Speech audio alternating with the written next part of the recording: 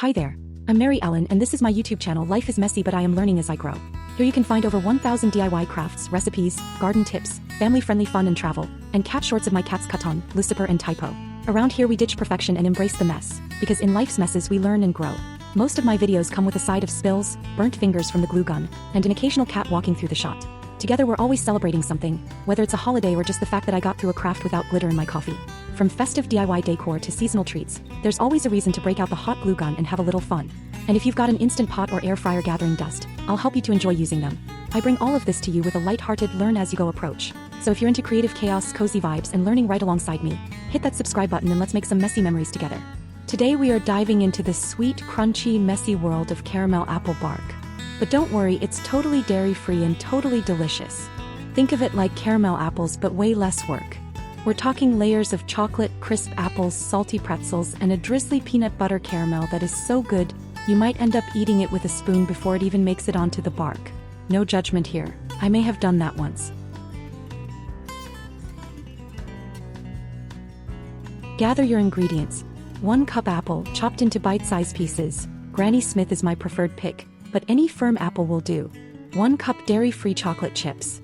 1 tablespoon coconut oil. 1 cup mini pretzels roughly broken. For the caramel drizzle. 1/2 cup maple syrup.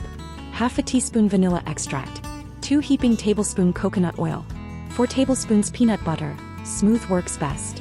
Prep apples. Chop 1 cup of apple into bite-sized pieces. Pat them dry with a paper towel to remove excess moisture. This helps the bark set better.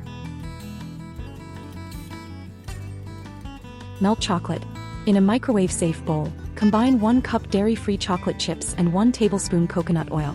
Microwave for 30 seconds, stir, then repeat in 30-second intervals until fully melted and smooth. Spread chocolate base. Pour the melted chocolate onto a silicone or parchment-lined baking sheet. Spread it into an even rectangle about 1/4 inch thick. Add toppings.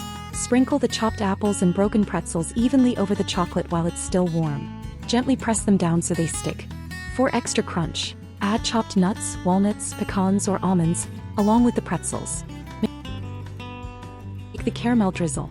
In a microwave-safe glass bowl, add 1/2 cup maple syrup, 1/2 teaspoon vanilla extract, 2 heaping tablespoon coconut oil, and 4 tablespoons peanut butter.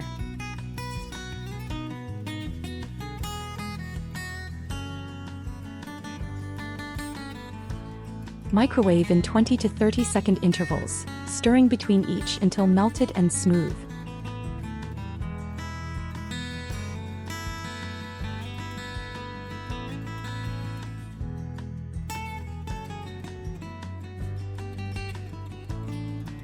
Drizzle caramel. Spoon or drizzle the caramel mixture over the bark, letting it fall randomly across the top.